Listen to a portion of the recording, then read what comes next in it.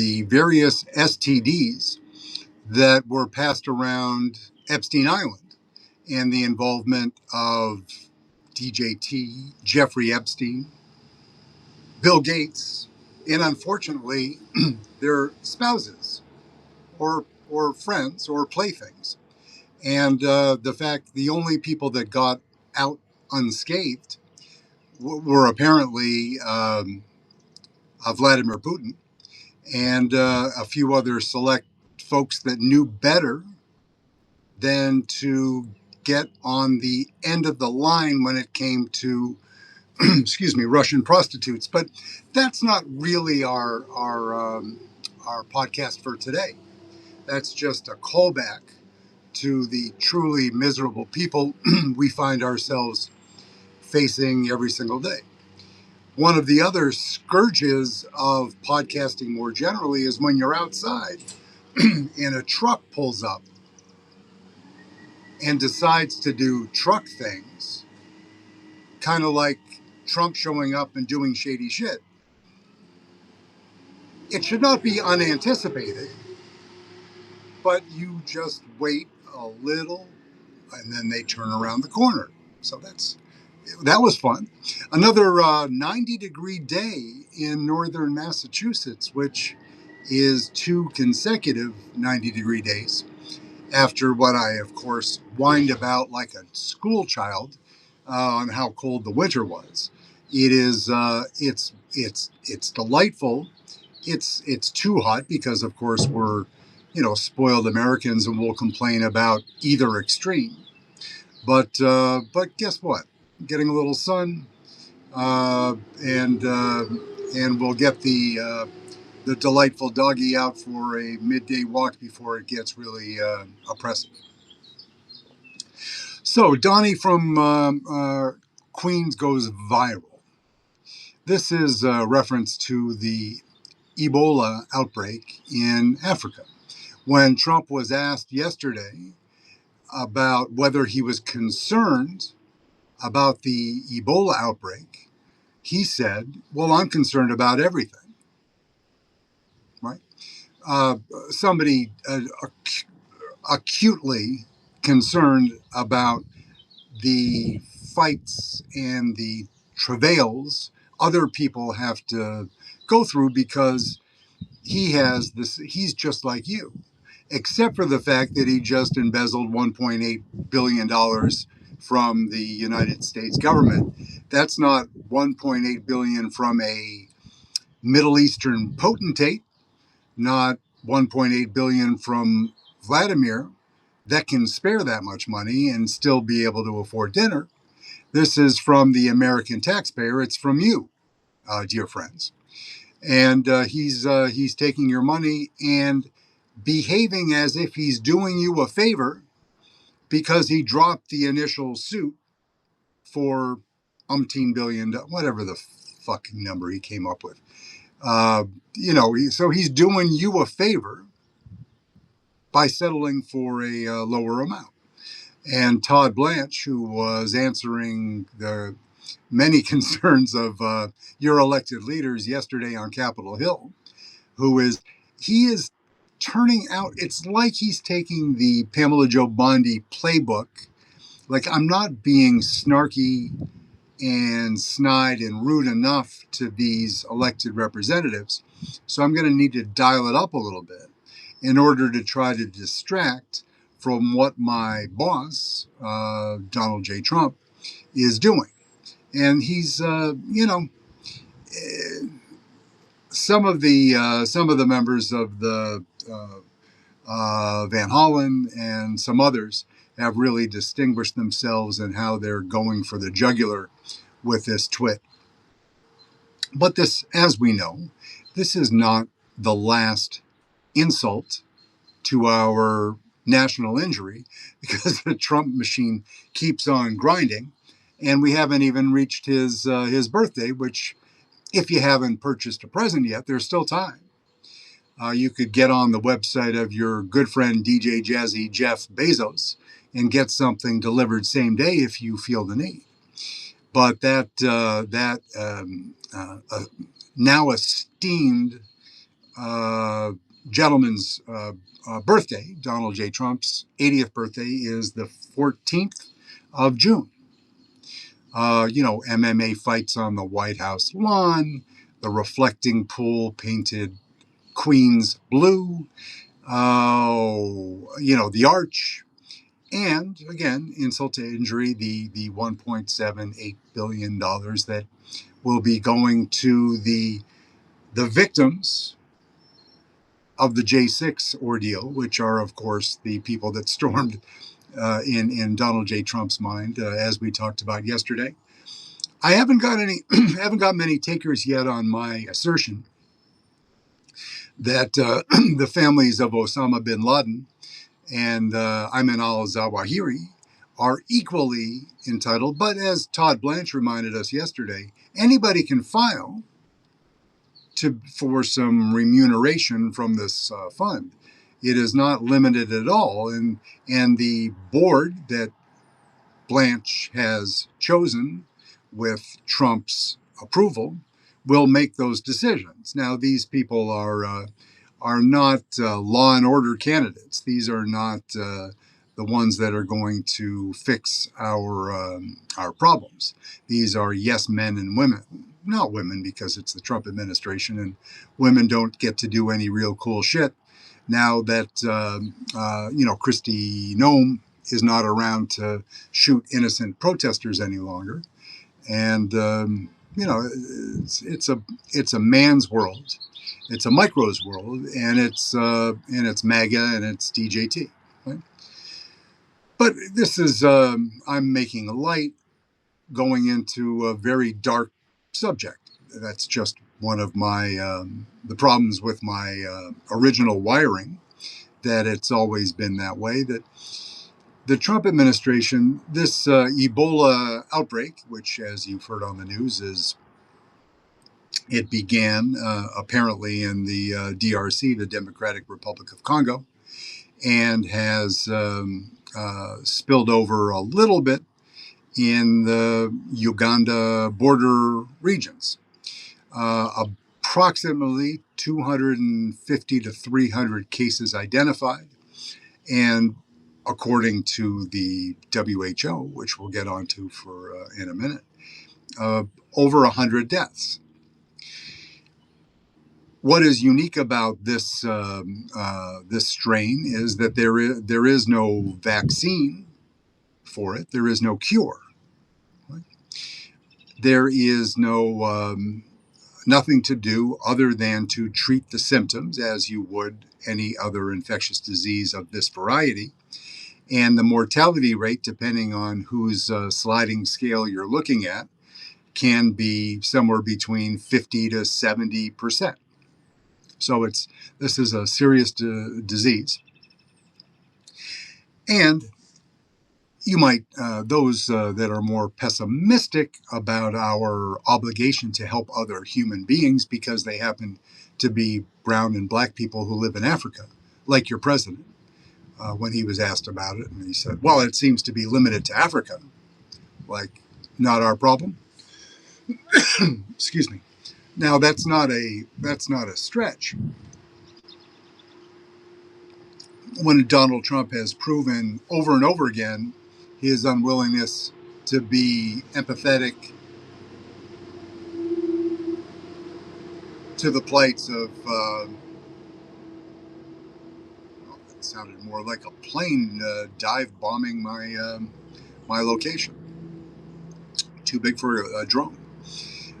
That Donald Trump's lack of empathy towards black and brown communities is well documented and repeated absolutely each and every day, and right out of his fat mouth. I mean, he does it himself. And then his Supreme Court backs it up with Calais and other reprehensible rulings. And remember, of course, that the birthright citizenship ruling is coming, but that, as I argued, much like the tariffs decision, those were two of the decisions that were in the bag for the Supreme Court, so they could use it as a political shiny toy.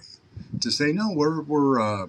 We do rule in tough consequential cases. We rule against the president quite often, i.e., EGC above. And that's what they're doing, and that's their game. And Trump already knows how the rulings are going to go, so and he will be informed when the birthright citizenship ruling comes out, so he can immediately go in front of cameras and say what a horrible Supreme Court it is. Now, this is just a well-directed melodrama for the audience. Usually, things in the U.S. now seem to be for an audience of one for Donald J. Trump. But this is for the entire electorate. He wants to be able to stand up and say, this court is ruling against me, Donald J. Trump. I appointed them. I expected better. They're horrible people. They're bad jurists. He's never said jurist. They are bad lawyers. They're bad judges.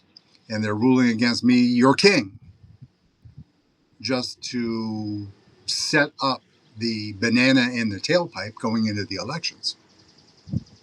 That the Supreme Court is not biased, is not racist, which when they are in fact both of those things, and many other colorful things that I'll save for another episode. I'm teed off, ticked off, and just about as disappointed as a human being can be in any judicial body, because they've set our country back.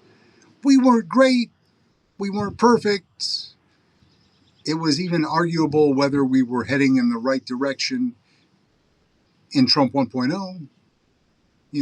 Did Biden allow for a rally? No. The Supreme Court's been bad for a long time, but now they have a partner in crime, unlike any other Supreme Court has had since Woodrow Wilson. No one is outwardly and vehemently racist as Donald Trump since Woodrow Wilson, and it's a tie. It's a tie, a race to the bottom tie that you don't want to compete in. Back to Ebola. So, it's been declared by the WHO as a international pandemic, right? That it is a risk to, not just to Africa, because people travel through countries. The problem is that the protocols, in order to minimize the risk of spread, Donald Trump kneecaps the WHO. He eliminated funding that the amount of funding that Trump eliminated from the World Health Organization is equivalent to 20% of their annual operating budget. Right? So that's gone. USAID, they've eviscerated it and they're rolling it up, and they put 10 billion plus on the side for the costs of rolling up the organization that is USAID. And instead of using that money to take care of hungry, sick, dying, or people exposed to a pandemic like Ebola, is that money that has been earmarked for administrative duties is going to be, some part of it is going to be in the pockets of the Trump administration. And during his tenure, at least, the IRS is not going to tell you about whether such things have happened. They're not doing their part, because Trump has tried to insert this rule that the Trump family and their organizations will never be audited again by the IRS for the rest of time. That ain't going to stick. But he's just sort of setting the conditions, the reasonable expectations that no, impunity, royal, that's me. And as I often argue, and will continue to do so, his son will be the candidate for president in 26. Excuse me, in 28. Donald Jr. He will, of course, there's little Marco. There is J.D. Vance, who will be very peevish when that happens. There is also Tucker Carlson, who is running a balls out, don't give a fuck what Trump says campaign. And Tucker has, you know, I hate to admit it, I do sometimes watch Tucker. I sometimes listen to Megyn Kelly, just as I have to excuse me, turn on Fox News occasionally because you need to know what, I won't say your enemy, but what your opponent is talking about, what's on their mind, because how are you going to combat them without knowing what's in their tiny little heads? Tucker Carlson does not have a tiny little brain. Tucker Carlson is an immensely talented communicator with a big brain. There is an anti-Semitic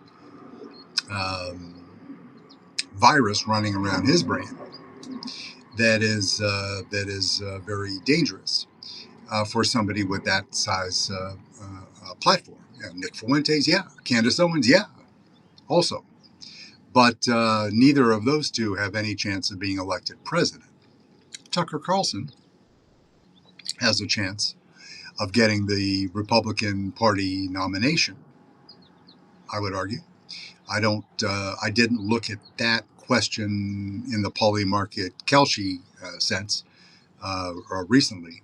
I did because I'm a sick individual and twisted in many senses. I took a little share of Tucker Carlson for president 6 months ago.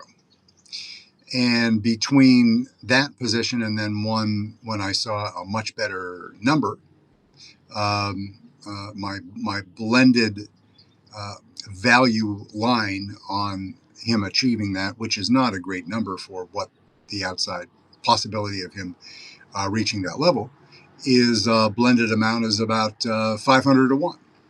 So it is, it's not what I want to happen, but if it does in fact happen, then perhaps I will have free travel to Montreal to hide. Excuse me. I have a little more drink. Excuse me.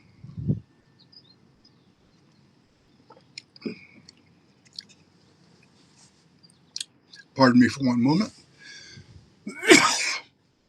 Excuse me. So the bug that just came to investigate viruses. Excuse me. Ebola. So the WHO, which has been handicapped by 20% due to the Trump administration, and that's before the WHO was wound down. And there's another organization that they took another $4 billion away from a. I'm going to mess this up, but it's Gavi, Gavi, and I'm going to. I don't write things down because I can't read my own writing, and I can't read writing, period. But we're going to say the V in the I is vaccinations and immunizations. Excuse me. So Gavi, which does wonderful work at getting vaccinations in the arms of kids, particularly in Africa, because of the U.S. cuts to that organization, there's going to be 17 million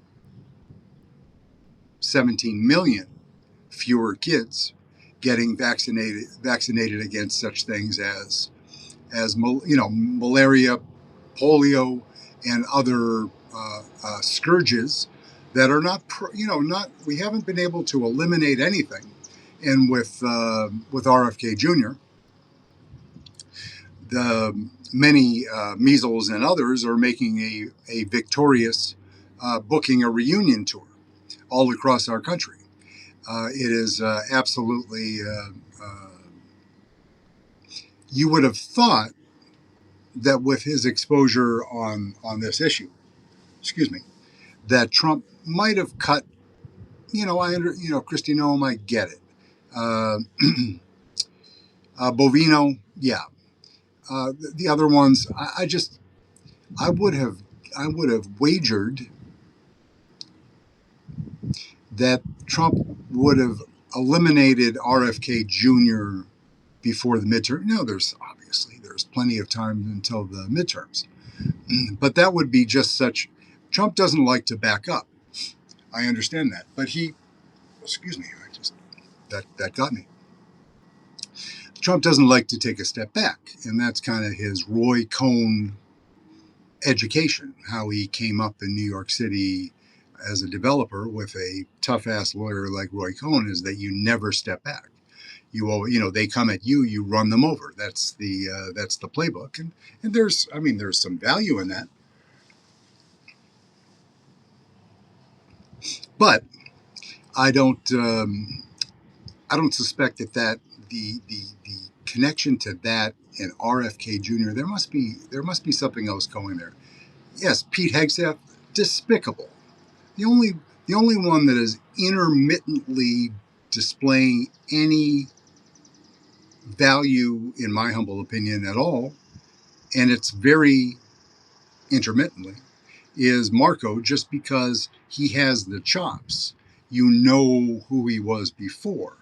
Now, the fact that he is told by Trump to suck up to Vladimir Putin when Marco Rubio was a hawk on all things Russia for his entire career, it's brutal to watch. It's embarrassing, kind of fun, but embarrassing as well. And he was also equally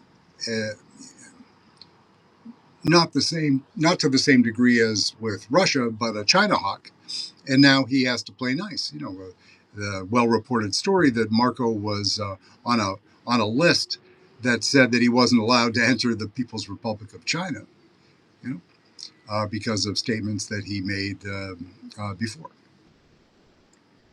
But this, if you think you can't make a perfect analogy with, COVID to Ebola. Ebola is a much deadlier disease. In Trump's racist brain, he'll just think of it until he's proven otherwise, that it's an Africa problem, and therefore he doesn't have to react. And what is, for any other administration in a normal world, there would be people screaming about the racism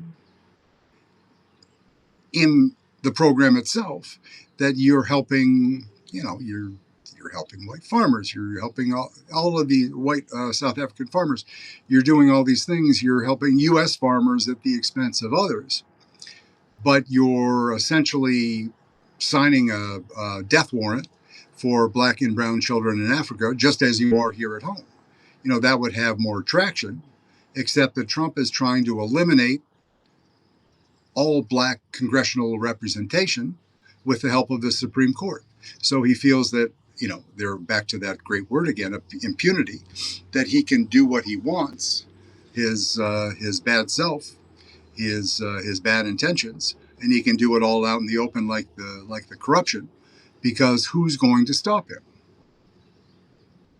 And until John Thune stands up, John Thune, the most handsome coward in all of Washington, D.C., Thune ain't gonna, Thune prevaricates like our dear friend in the Maine senator, Susan Collins. This is a serious issue. I'm giving it due consideration. I am deeply troubled by this news, by these reports, and then they do nothing. Thune is doing Thune is doing a version of that with all of this craziness. And it's like his default, Thune's default is, well, it's not my favorite decision that he's ever made. Different versions of that, where he provides some deniability for himself, saying that kind of shrouded criticism is enough to not get him in trouble with his voters, in trouble with the president of the United States, while still standing up. But of course, it's not sufficient for somebody who's leading you could argue, what is supposed to be the greatest deliberative body on earth, the U.S. Senate. So it's a miserable disappointment. So 90 degrees outside. The bug seems to have left my throat. It appears. Thank you. And Ebola, initially it only goes in one direction. Think about COVID and think about PPE. Think about efforts by the programs and the organizations that have the chops to manage such things, to go in protecting their own workers, to manage what is an emergency on the ground and therefore limit the damage, to segregate communities of sick individuals in such a way that it doesn't spread. It's a game. It's it's a AI can help. Yeah, of course it can. But this is highly trained medical first responders who need, uh, max level PPE because of the effects. Even there was a story last week of mourners going to the funeral of a child that died from Ebola and catching it from, you know, uh, touching or kissing the corpse, wishing the child goodbye, because Ebola is a tough customer, and the spread, of course, it is unlike, as I understand. I should have started out by saying, not a medical doctor, have not played one on TV. COVID, the the if you sneeze or cough, you can pass it. The aerosol transmission with COVID was, I don't know the percentages, but it was transmissible. Ebola is more a body fluid type transmission. But this particular strain is pretty tough. And again, the mortality rate is well north of 50%. What do we do? Our government has said it's not our problem. Other countries also, the corrosive effect of the Trump administration's pullback in the WHO and in USAID and in Gavi and in all these other organizations, you would think, as a human, as an empathetic, caring human, that when the U.S. pulls back, you know it's going to happen because it's Donald Trump, and he doesn't care about people in that, particularly those people in that part of the world. That other countries would step up and try to fill the gap. That is the deficit that's left by Trump's reprehensible behavior. But no, UK, Germany, and others, in fact, pulled back too. Perhaps they thought that gave them political cover to do so, because, hey, if the U.S. is pulling back, what are we to do? We can't fill that gap. So so you stay where you are and try to help as many people as you can. No, they pulled back too. So shame on them. Now I understand that there's a limited supply of resources in every country, and you would like to save everybody, and it's not practical. I understand that part. Been around for a while, but it is just we are reminded just by the bad acts themselves, but on what follows from the bad acts. Islamophobia in Detroit or in another city can have the effect of radicalizing young men in San Diego, right? That it isn't just, it ain't one thing, right? That there is the corrosive nature, if you think about that corrosion, is that it spills out, runs down the leg, and kills the feet too. It doesn't stay in one place. And that is when Trump elevates and supercharges racism and Islamophobia, much as many people in the Republican Party are supercharging it. Hate more generally against anyone. The anti-Semitism is also at a fever pitch, not from Donald J. Trump, because his daughter married Jared Kushner, as I've argued before. Trump was an anti-Semite before his daughter married a Jewish kid, a Jewish kid whose father, if you haven't looked into Jared Kushner's dad, who is the current ambassador to France, and the shady shit, the Chris Christie prosecution of Jared's, what's it, Charlie Kushner, I think, of Mr. Kushner of New Jersey. It's truly remarkable and delightful in its absurdity. Now this is I'm talking about Ebola, which is a weighty issue, but I can't get enough of the story that Charles Kushner didn't like his brother-in-law, so he hired a female sex worker, prostitute, and paid her to film herself having sex with Kushner's brother-in-law, and he presented the evidence of that, the video, to his sister on their son's marriage, date of their marriage, right? Which that tells you what kind of people these are, right? These are horrible people, miserable human beings. Because if you're not miserable generally, you couldn't want to bring that kind of misery to other people. And but I mean, there of course is a laudable level of creativity in going to all the trouble of paying a sex worker to record a sexual act with your brother-in-law that you dislike in order to out him with your own sister. So, told you he was bad. Yeah, but did you have to set him up with a hooker? Okay.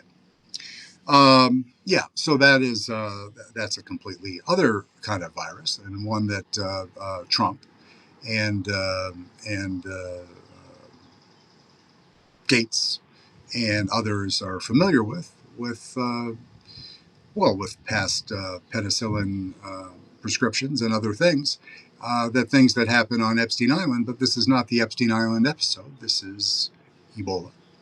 So it's we can all do our part, and we can donate money to Doctors Without Borders. We can support vetted organizations that help such afflicted folks in Africa.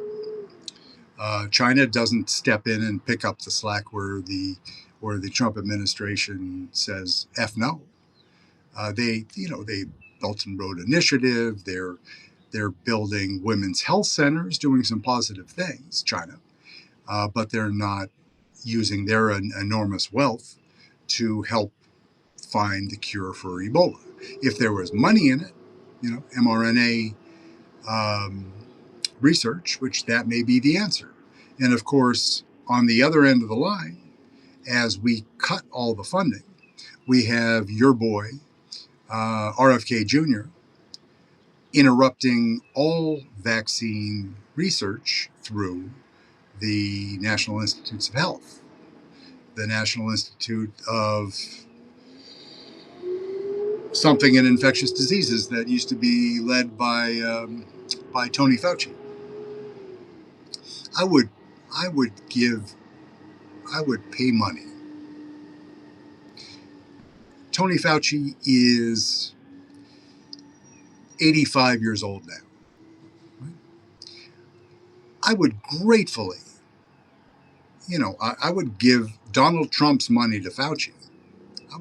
I would slice a $250 million out of that fund, give it to Tony Fauci for what he had to put up with from Trump and the MAGA base, the people that are the anti-vax, anti-mask crew, who are responsible for the deaths of Americans and other citizens around the world. I would give him a big slice and say, just come and talk to us for a little bit. How can we help manage Ebola, right? Particularly if I was spending his money, which of course is really our money, but I would, if I reappropriated the money that Trump stole from you, would you be opposed to using it for a good end, a good means, a good process, a good outcome? No, I don't think so. That's not creative thinking. That's wish casting. That is fantasizing. That is trying to weaponize the value of Fauci as a trolling mechanism for all of the MAGA fucks that did nothing in the battle against infectious diseases and just thought criticizing him made sense because their leader, before they took their red pill and after, told them that it was a good thing to do because that's the kind of people we live amongst. So that is a non-medical professional's overview with the fly in the throat in the middle of the episode. My apologies for that. But even at 90 degrees, I would rather be outside than inside every day of the week, and I will continue to do so. So my selfish needs, of course. I sound like Trump.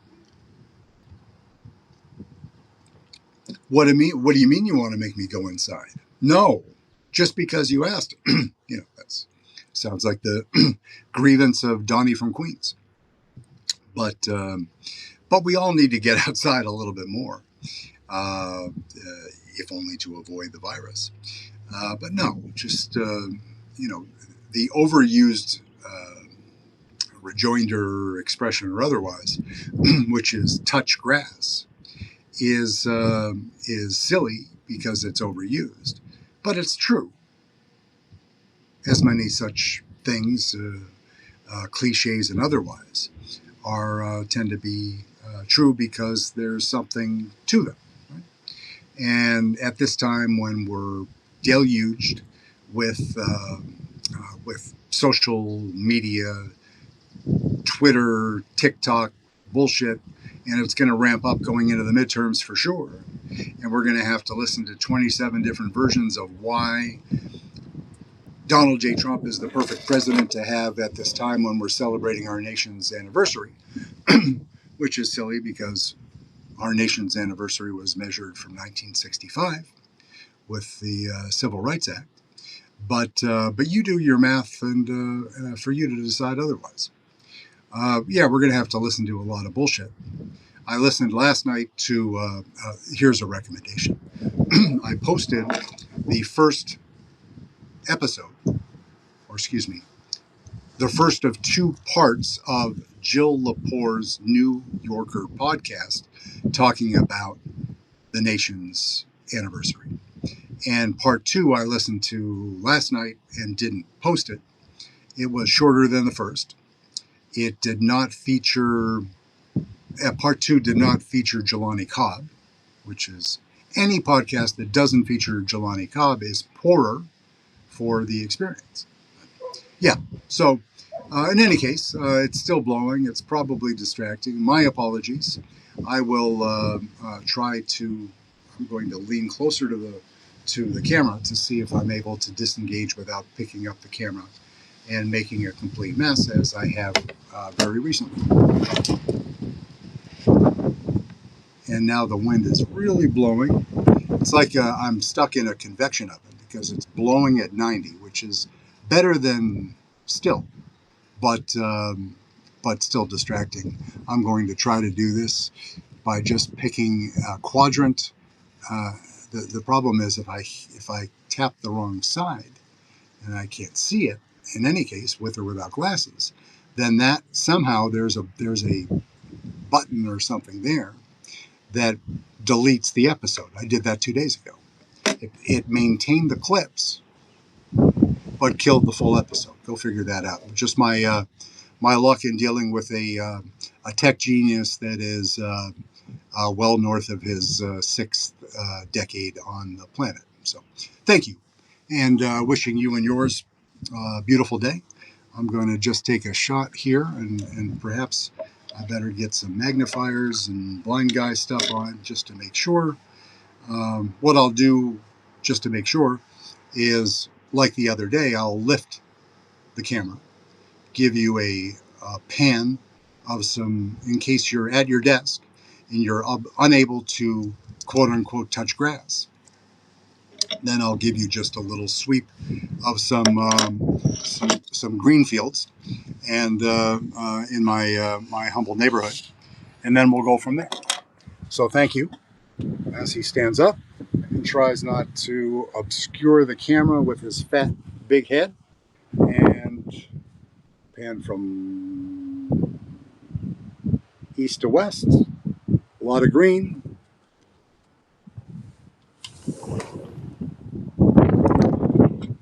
And thank you.